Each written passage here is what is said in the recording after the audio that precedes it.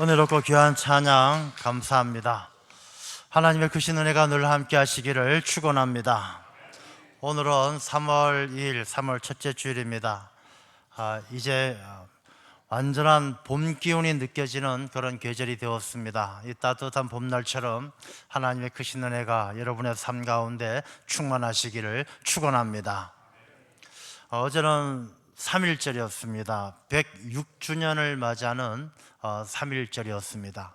3.1절이었는데 어제는 뉴스를 통해서 3.1절에 대한 소식보다는 우리 서울 시내를 비롯해서 전국적으로 거리에 쏟아져 나온 탄핵 찬성과 반대에 대한 뉴스가 가득했던 하루였습니다. 절반은 찬성, 절반은 반대, 참 난감한 일이 우리나라의 현실이 되어져 버렸습니다.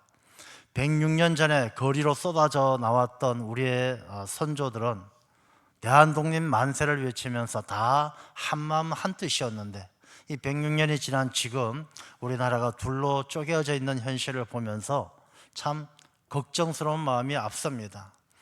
탄핵이 되어도 걱정이고 안 되어도 걱정이고 참 어찌해야 될 바를 모르는 그런 암담한 상황 속에서 우리 기독교인들은 이러한 시대에 어떤 신앙생활 또 하나님 앞에 또 조국과 민족 앞에 우리 기독교인들은 어떤 모습으로 서 있어야 하나 하는 것을 생각해 보게 되어집니다.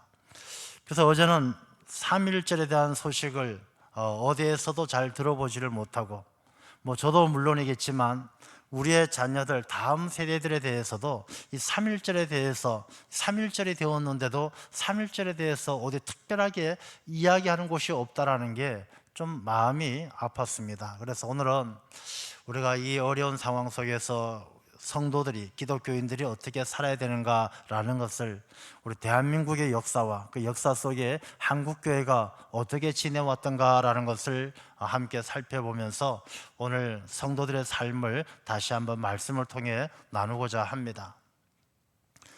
대한민국의 기독교가 전해진 것은 140년 전의 일입니다. 140년. 공식적으로 본다면 1885년 4월 5일 부활주일 아침입니다. 그 아침에 인천항에 장로교 선교사인 언더우드 선교사와 감리교 선교사인 아펜젤러가 도착했던 그 시점을 우리 한국교회 선교의 시작이라고 생각을 하고 또 그렇게 기념을 하고 있습니다. 그럼 1885년 한 1900년대 그 당시에 우리나라는 어떤 상황이었을까? 자, 그때 사진을 몇 장 한번 보여드리도록 하겠습니다. 사진 한번 보겠습니다. 저게 그 당시에 남대문입니다. 남대문인데 남대문만 딱 있고 주변에 아무것도 없는 그냥 저런 시대, 지금하고 비교할 수 없는 시대죠. 다음 사진을 보겠습니다. 그 당시 아이들이 성벽에서 놀고 있던 저런 모습, 저게 우리나라 처음 기독교가 들어올 당시의 모습입니다. 다음 사진입니다. 저 당시에 이제 일본 또 러시아 청일 전쟁이 일어나고 이러한 당시에 우리나라 모습이고, 또 다음 사진 보겠습니다. 우리나라 백성들이 아주 달구지 끌고 다니고 한복 입고 다니는 또 다음 사진을 보면 저렇게 갓쓰고 아이들이 코 질질 흘리고 저렇게 살던 바로 저런 때입니다. 자, 저런 때에 1885년 저런 때에 우리나라에 기독교가 처음 들어옵니다. 들어오는데 사실 언더우드 선교사하고 아펜젤러 선교사보다 1년 전에 먼저 들어왔던 분이 한 분 있습니다. 이제 이분은 의사입니다. 의사이고 장로교 신학을 공부하신 분이면서 의사였던 알렌이라는 분이 계십니다. 1884년에 이 땅에 들어와서 미국과 영국 공사관, 지금의 대사관이죠. 대사관의 의사로 근무하면서 사람들에게 의료 선교를 시작하던 그런 때입니다. 1884년에 우리 대한민국 역사에 무슨 일이 있었느냐 하면은 갑신정변이 일어납니다. 김옥균을 비롯한 이 개화파들이 정변을 일으켜서 3일 동안 정권을 잡았다가 다시 보수에게 빼앗기는 그런 갑신정변이 일어납니다.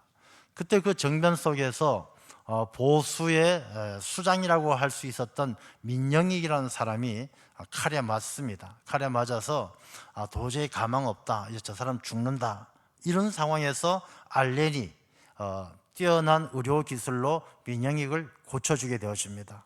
이 민영익을 고쳐주고 나서 알렌이 이제 왕실의 전문의가 되어서 왕실의 왕들을 보살피는 의사가 되면서 고종 황제의 신임을 얻어서 이제 제중원이라는 병원을 세우게 되어지고, 이 제중원이 나중에 강례원이 되고, 또 세브란스 가문의 지원을 받아서 세브란스 병원에까지 이어지는 그런 의료 선교의 시작이 바로 1884년도에 있었던 일입니다.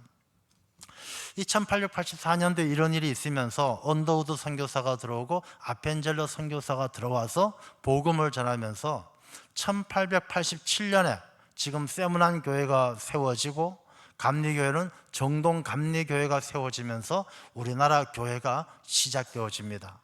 그래서 1885년에 들어와서 1895년 10년 동안 열심히 선교 사역을 했을 때 우리나라 서울에서 기독교인들이 생겨나기 시작합니다. 한 10년 동안 기독교인들이 몇 명 정도 됐을까요? 한양에만 해도 기독교인이 65명이나 됩니다. 65명 되고, 전국적으로는 300명 정도, 1895년도에 그 정도 기독교인이 만들어집니다. 그러니까 한양에 65명 포함해서 전국에 300명이니까 뭐 아주 교세가 적죠. 그렇게 해서 우리 이 땅에 기독교가 뿌리를 내리기 시작합니다.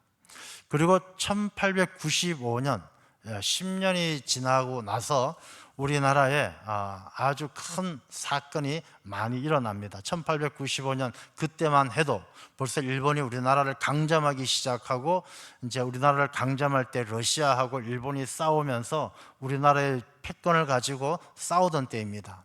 그래서 미국은 뭐 필리핀이라든지 이런 나라들을 점령하고 일본은 동아시아 이쪽을 점령하던 이제 그런 때인데, 그때 가장 큰 사건이 뭐냐 하면 을미사변이 일어나요. 을미사변이 무엇이냐면 이제 명성황후 살해 사건입니다.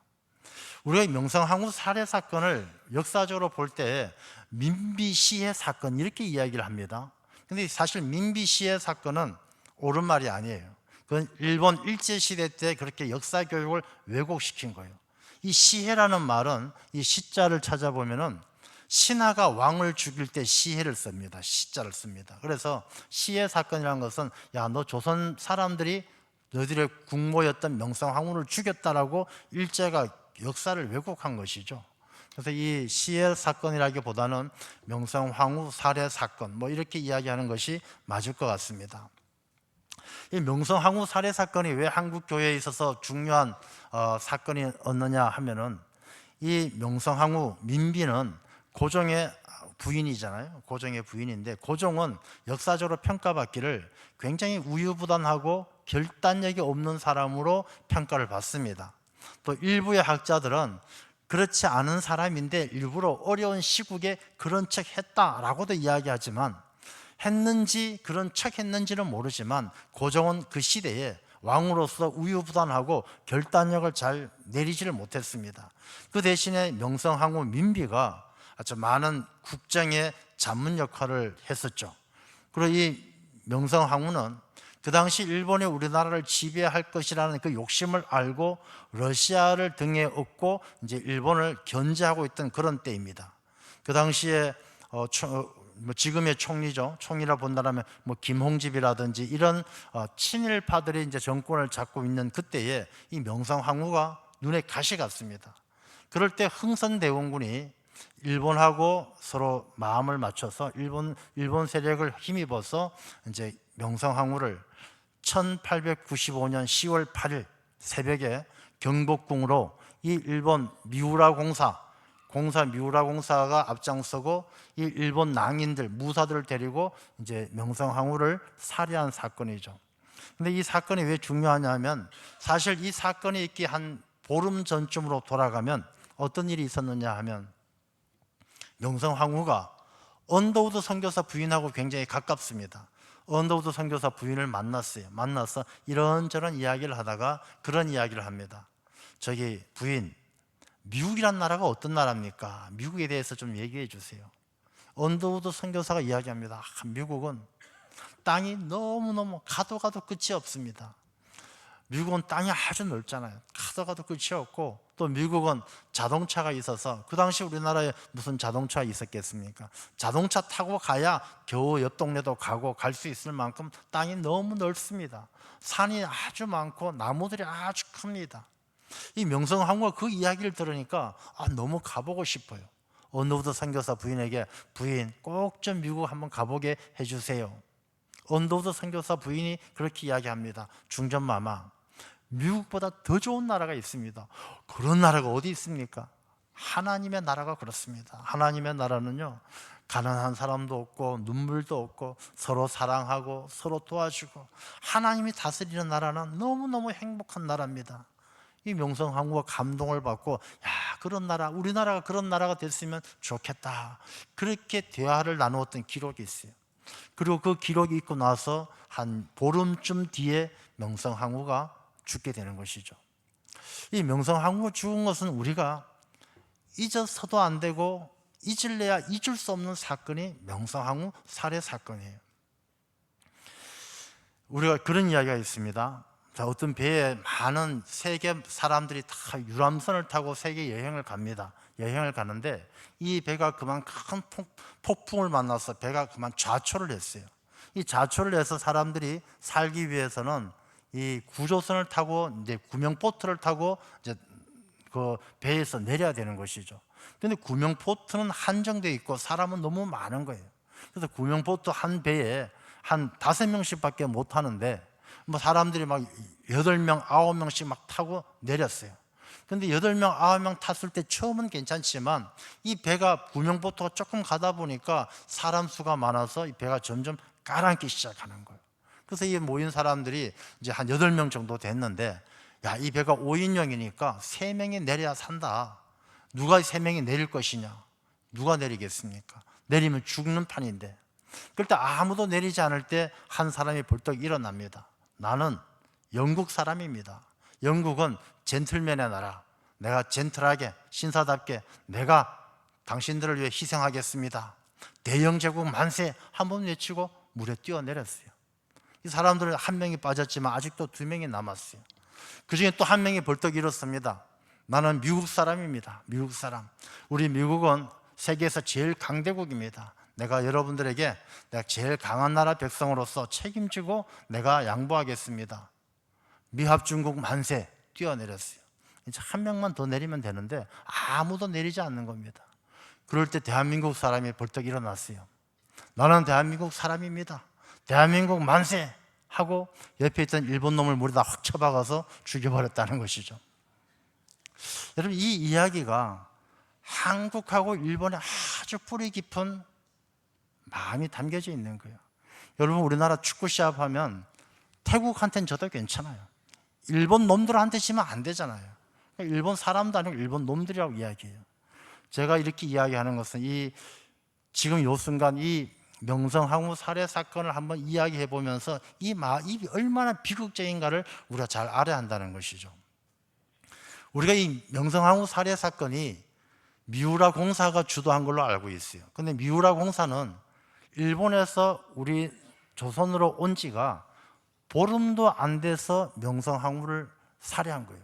그러니까 보름도 안 돼서 살해했다는 것은 미우라가 와서 상황을 보고 안 되겠다, 저 왕비를 죽여야 되겠다, 이것이 아니라 이미 본국에서부터 지시를 받고 온 거죠. 그때 이미 이토 히로부미라든지 이런 사람들이 다 그 국가 원로로서 이미 뒤에서 다 조정하는 것이죠. 그래서 명성황후가 이 경복궁에 있었는데, 그날 1895년 10월 8일 새벽에 일본 미우라 공사를 비롯해서 일본인들이 또 조선 사람들의 안내를 받아서 오게 되어져요. 물론 그 당시에 흥선대원군도 협조를 했던 것으로 알려지는데, 명성황후를 죽이는 것에 동의했는지 안 했는지는 알려지진 않지만 일본군에 협조했다고는 알려지죠. 그러나 그날 밤에 와서 경복궁을 다 뒤지기 시작하는데, 이 명성황후는 궁녀의 복장으로 도망가다가 결국 잡힙니다. 근데 그 잡히게 되는 것이 왜 잡히느냐 하면은, 그 전에 일본 사람들이 아주 치밀하게 계획했던 것이 명성황후를 누군지 알게 하기 위해서 일본에 있는 귀족의 자녀 딸을 이 명성황후의 양녀로 보냈어요. 그 양녀로 들어간 이유는 하나, 명성황후가 어떻게 생겼는지 누군지 잘 알고 그때 다른 일본군들에게 알려주게 하기 위해서. 결국 명성황후가 잡혔어요. 잡혔는데 4명의 일본인들이 칼로 찔러 죽입니다. 근데 그 당시 우리가 알기로는 일본 무사들이 낭인들, 건달이라고 이야기하지만 이 역사적 기록을 보면 그 무사들이 엘리트 정치꾼들이에요. 여러분 보통 우리나라도 마찬가지 아니겠습니까? 정치하는 사람들 중에 보면 뭐 그냥 서울대 나오고 아주 지식 똑똑한 애들인데 막 목숨 걸고 뭐 학생운동하고 뭐 이런 식으로 이 엘리트 제국주의자들이 이 명성황후를 죽이게 되어지죠. 처참하게 죽이고 나서 그 기록을 보게 되어지면 명성황후를 발가벗겼다는 이야기도 있고 뭐 별의별 입에 담지 못할 기록들이 있어요. 그 명성황후를 결국은 석유를 뿌리고 태워 죽이죠. 죽은 시신을 태우죠. 그리고 나중에 뼈조각도 별로 찾지 못하도록 아주 참혹하게 살해한 사건이 명성황후 살해 사건이에요. 우리가 만약에 명성황후가 잘 살았다라면, 또 기독교에 대해서 좀 더 호감을 가지고 잘했다라면 또 한국 교회의 역사가 많이 달라졌을 수도 있었을지도 모를 일입니다. 근데 중요한 것은 뭐냐면 이 일이 있고 나서 한국 교회가 성격이 달라져요. 한국 교회가 민족 교회가 되어지고 애국 교회가 되기 시작합니다. 세계 많은 나라의 교회가 있지만은 이 교회들은 다 성격이 똑같지는 않아요. 우리 대한민국에 들어온 교회가 선교사들이 처음에 왔을 때 선교사들이 성도들에게 뭐라고 교육했느냐 하면, 당신들은 일본이 침략을 하든지 뭘 하든지 신경 쓰지 말고 하나님만 잘 믿으면 됩니다 라고 가르쳤어요. 왜냐하면 이 선교사들도 자기 나라들이 그 국제가 아주 열강들이 서로 다투던 그 시대적 상황 속에서 자기 나라들 외교 정책이 다 따로 있는 거예요. 야, 일본하고 미국은 필리핀을 점령하는 것 일본이 인정해주고, 미국은 일본이 조선을 점령하는 것 인정해주고, 뭐 이런 조약을 맺으면서 자국의 정책을 따르다 보니까 이게 선교사들도 대한민국 한국교회 교인들에게 정치에 참여하지 못하게 했어요. 근데 특이하게 대한민국 한국교회는 하나님의 말씀을 읽으면서 불의에 항거하고, 그 당시 시대적 상황이 뭐 일본이나 외세들의 침략 때문에 그랬을 수도 있지만 특별하게 애국교회, 민족교회로서 한국교회가 성장하게 되는 것이죠. 성장하게 되어지면서 그 당시에 특별히 많은 기독교인들이 생겨난 곳이 평양 정주 지역이에요. 정주. 왜 이 평안북도에 기독교가 많이, 성도들이 많이 일어나게 되어졌느냐 하면, 그 당시에 러일 전쟁 후에 굉장히 사는 게 힘들었을 때에 이 평양 지역에 전염병이 돌았어요. 전염병이 돌았는데 이 전염병이 돌았을 때에 그 당시 얼마 되지 않는 한국 교회가 거기에 들어가서 병자들을 보살피고 그들을 위해서 헌신적으로 수고했을 때 그 지역 사람들이 한 2만 명이 되었는데 80%가 넘는 사람들이 기독교인이 된 거예요. 그래서 이 평양 지역이 갑자기 막 기독교가 이제 일어나게 된 것이죠. 그게 바로 1895년, 1885년에 기독교가 들어오고 1895년부터 한 10년, 1905년 이 정도 상간에 있었던 일이죠. 그 당시 대한민국의 기독교인들은 2만 6천 명입니다. 그러고 나서 이제 1905년, 1907년으로 넘어가면 그때 이미 일본이 우리나라를 강점하기 시작할 때예요. 노골적으로 을사조약을 맺으려고 하고 막 이런 가운데 있을 때에 1907년 여러분들이 잘 알고 있듯이 평양에 대부흥운동이 일어나지 않습니까? 그게 왜 일어났느냐 하면 이 선교사들이 자꾸 이 한국의 기독교가 애국 종교, 민족 종교로 나아가니까 그걸 막기 위해서 성도들은 교회에서 부흥해야 하고 사경해야 하고 말씀 읽고 기도하고 못 나가게 막았던 것이죠. 근데 1907년 그때 이미 길선주, 김익두 목사님 이런 분들이 막 배출되면서 회개 운동이 일어나고 성령께서 역사하심으로 한국교회가 전국적으로 들불처럼 번져나가던 때가 이제 1907년, 1908년 그 이후의 일이에요. 그래서 1900년대에 그 당시만 해도 전국적으로 갖추어진 조직이 없었던 그런 대한민국에 이 한국교회가 전국 단위의 조직이 만들어지고 민족 종교 또 애국 종교로서 이 한국교회가 자리매김하면서 한국교회 내부적으로 영적인 에너지와 윤리적인 에너지가 축적되기 시작해요. 그 전까지만 해도 한국 사회는요, 윤리적인 에너지가 없었어요. 무슨 말씀이냐면 사람들이 야, 내가 절제하고 내가 술 먹지 말아야지, 담배 피우지 말아야지, 나쁜 짓 하지 말아야지, 도적질 하지 말아야지, 그런 마음이 없었어요. 그냥 사람들이 술 있으면 술 먹고, 담배 있으면 담배 피우고, 남의 거 눈에 보면 그냥 훔쳐 쓰고, 먼저 보면 임자고, CCTV가 있나 뭐가 있나 경찰이 있나 잡으러 오는 사람도 없고, 그렇게 무지몽매하게 살던 그 나라에, 우리나라에 기독교가 들어오면서 이 윤리적인 에너지가 쌓이기 시작하는 거예요. 이래 살아서는 안 된다. 술 먹지 말라니까 술도 끊고, 도박하지 말라니까 도박도 끊고, 담배 피우지 말라니까 담배도 끊고, 절제하면서 사람들에겐 이 윤리적이고 의로운 일에 대한 에너지가 쌓이기 시작해요. 그리고 기도하면서, 말씀 읽으면서 사람들의 영적 에너지가 축적되기 시작해요.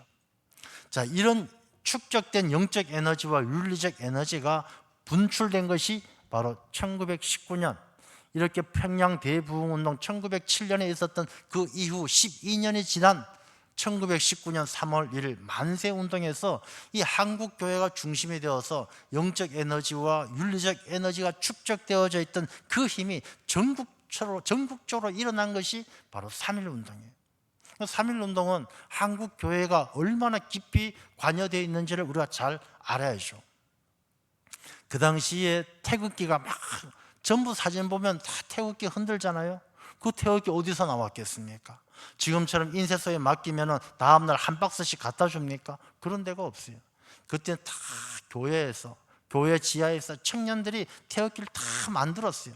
태극기를 만들고 그 태극기를 전국적으로 나른 것이 다 교회가 있었기 때문에 3.1운동이 가능했던 거예요.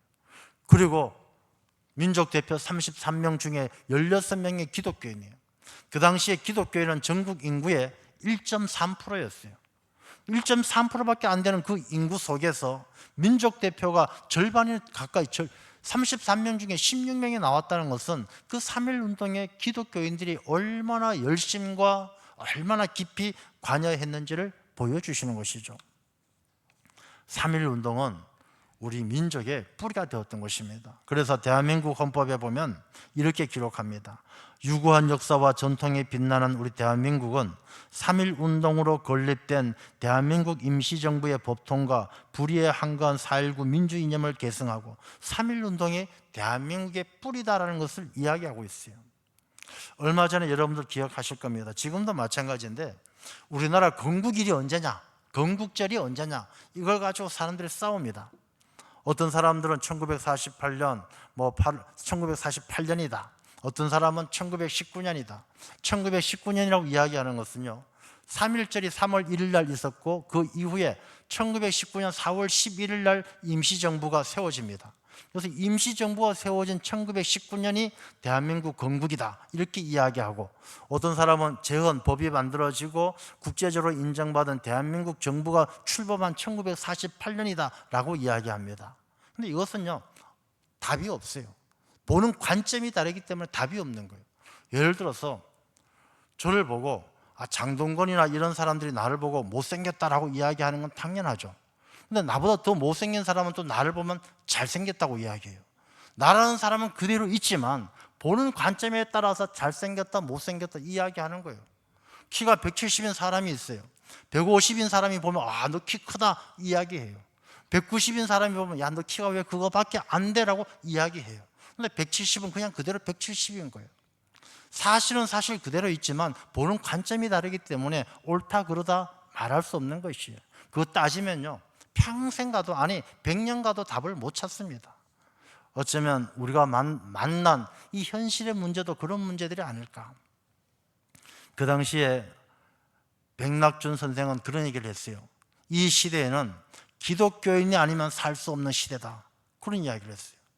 남궁옥 선생은 우리가 조금 이따 580장 찬송을 부르겠지만 그 580장 삼천리 반도 금수강산 일하러 갔어요. 남궁옥 선생이 작사한 거예요. 이 남궁옥 선생은 아주 기독교인이죠. 기독교인이고 무궁화 보급 운동에 앞장섰던 사람이에요. 우리나라가 왜 무궁화가 국화냐? 이 당시 일제시대 이때부터 무궁화가 국화로 보급이 됐었어요. 우리나라의 무궁화가 가장 오래된 자생꽃이 무궁화예요. 1000년이 넘도록 우리나라에 있었던 꽃이 무궁화예요. 이 무궁화는 밟아도 다시 피고 밟아도 다시 피고 끈질긴 생명력이 특징이죠. 그 시대에 무궁화 같은 시대 정신이 필요했기 때문에 이 무궁화를 이제 국화로 삼았던 것이죠. 남궁옥 선생님은 나중에 은퇴하시고 원래 고종 황제의 통역관이었는데 은퇴하고 나중에 홍천에서 살면서도 십자가당 독립운동을 하면서 했던 아주 훌륭하신 분이죠. 그런 남궁옥 선생, 백낙준 선생 이런 분들이 다 기독교 정신에서 신앙 안에서 그런 독립운동가와 계몽가들이 다 배출되었다는 것입니다. 그렇게 해서 지켜온 나라가 바로 대한민국이에요. 그런데 이렇게 106년이 3.1운동이 있고 106년이 지난 지금에 대한민국은 탄핵이냐 반대냐 가지고 둘로 쪼개어져 있어요. 해도 걱정 안 해도 걱정, 이 참담한 가운데 우리 기독교인들은 뭘 해야 되느냐. 오늘 본문의 말씀을 보게 되어지면 여호와를 자기 하나님으로 삼은 나라 곧 하나님의 기업으로 선택된 백성은 복이 있도다. 우리가 정말 하나님의 백성들은 하나님에게 답이 있다는 사실을 깨닫고 다시 한번 이 시대에 하나님 앞에 돌이켜야 하고 하나님 앞에 회개해야 되고 하나님 앞에 바로 서야 될 줄로 믿습니다. 제가 지난번에도 그런 말씀을 드렸어요. 기독교인들은 좌로나 우로나 치우치지 말라고 그랬어요. 우리가 가야 될 길은 하나님을 향해서 나아가는 길이에요. 하나님을 향해서 나아가면은 우리가 힘있게 나아가면요, 좌측에 있든 우측에 있든 이 물들이 다 우리 뒤로 따라오게 되어져 있어요. 여러분들 이렇게 물 위에서 보트가 지나가는 거 보세요. 보트가 빠르게 지나가면 이 물들이 갈라지는 것 같지만 다시 그 물들이 모여서 뒤를 따라오게 되어져 있는 거예요. 이 시대의 기독교인들이 정말 하나님 앞에 기도하고 믿음으로 나아가면 좌나 우나 하나님께서 인도하시는 그 길로 따라올 수밖에 없는 것이 하나님이 다스리는 나라예요. 우리가 어느 때보다도 하나님 앞에 기도하고 믿음으로 살아야 될 줄로 믿습니다. 믿음이란 것이 뭐냐면요, 다른 게 아니에요. 예수님께서 하나님을 믿으실 때 어떻게 믿었습니까? 죽기까지 자기 자신을 내어주는 게 믿음이에요. 여러분, 우리가 이 시대에 그리스도인으로 살아간다는 것은 정말 우리가 내 자신을 아낌없이 내어줄 수 있는 믿음이 있어야 돼요. 자기를 부인하고 자기 십자가를 지고 나를 따라오라 했는데 자기 손해 안 보려고 그러고 자기 것 내놓지 않으려고 하고 인색하면 안 돼요. 그러니까 늘 한국교회 많은 성도님들 가운데 제가 늘 마음이 안타까운 부분이 자기 것은 굉장히 인색하면서 입은 너무너무 선심 써요. 뭐 더 해야 된다, 줘야 된다, 교회 좋은 거 갖다 놔야 된다, 맛있는 거 줘야 된다. 그래서 정작 맛있는 거 위해서 좋은 것 위해서 자기 주머니는 안 털어요. 지갑 자크를 안 열어요. 자기 것 내어놓지 않고 말로만 해요. 그건 믿음이 아니에요. 예수님께서 우리에게 보여주신 믿음이 하나님 위해서 죽어야 합니다 하고 말만 하고 안 죽으셨습니까? 자기 생명까지 도살장에 끌려가는 양처럼 자기 모든 것을 내어주시는 그 믿음이 우리에게 필요하다는 것입니다. 여러분, 사랑이 필요해요. 여러분, 사랑은 우리 한국의 역사를 보면요, 우리가 역사를 이렇게 다루는 드라마를 대하 드라마 이야기하지 않습니까? 대하라는 것은 큰 강이죠. 이 역사의 물줄기가 흘러가는데 대한민국의 역사의 물줄기는 깨끗하지가 않고 오염되어져 있어요. 5000년의 역사 가운데 늘 전쟁 때문에 남아있는 이 핏물 자국이 흘러요. 세계 유일한 남과 북이 분단되어져서 1950년 6.25 전쟁을 통해 민족 상잔의 아픔이 형제를 서로 죽였다는 그 응어리진 마음들의 역사 가운데 흐르고 있어요. 군부 독재의 핍박을 받으면서 착취당하고 짓눌렸던 그 불평과 원망이 역사 속에 흐르고 있어요. 여러분, 이 역사의 이 아픔을 치유할 수 있는 것은 예수 그리스도의 사랑밖에 없어요. 우리가 예수 그리스도의 심장을 가지고 예수 그리스도의 사랑을 가지고 이 시대를 품지 않으면 대한민국의 역사는 달라지지 않는다는 것입니다. 여러분, 우리의 소망은 어디 있습니까? 예수 그리스도가 우리의 소망인 줄로 믿습니다. 우리가 믿음, 소망, 사랑 이야기하는데 그것은 저 멀리 철학적인 사고가 아니에요. 성경 속에 담겨져 있는 저 멀리 있는 가치가 아니에요. 여러분, 우리 이웃을 만나면 그 이웃을 만났을 때 반갑게 만나고 손 한번 잡아주고 내가 혹시 주머니에 사탕이 있으면 사탕 하나 나눠주고, 그게 이웃 사랑이에요. 뭐 이웃 사랑이라고 해서 대단한 일이 아니에요. 친구들한테 다른 사람 흉보지 않고 험담하지 않는 것, 그게 믿음이에요. 믿음이라는 게 특별한 것이 아니라 내가 예수님의 사랑을 기억하고 예수님께서 보여주신 삶을 기억하고 조금이라도 닮아가려고 하는 게, 그게 바로 사랑이고 그게 바로 믿음이고 그게 바로 주님에게 소망을 두고 살아가는 하나님의 백성인 줄로 믿습니다. 우리가 어느 때보다도 이 작은 일에 성도가 되어서 이 시대의 물줄기를 바꿀 책임이 기독교인에게 있다는 것입니다. 스위스은행이 세계적으로 제일 신뢰를 얻습니다. 근데 스위스은행이 원래부터 스위스은행이 금고가 좋아서 이 신뢰를 얻은 것이 아니에요.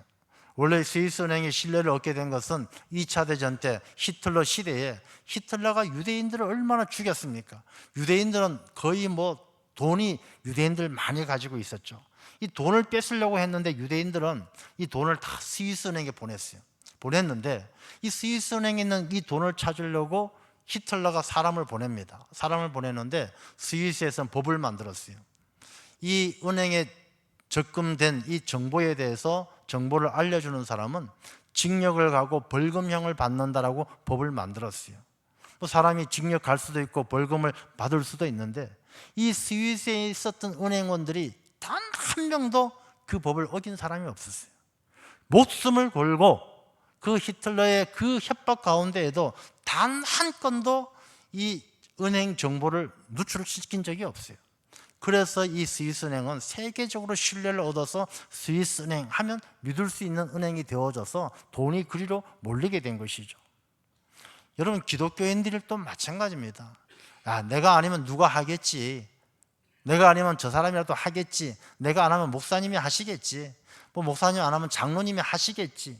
그래서 안 된다는 것입니다.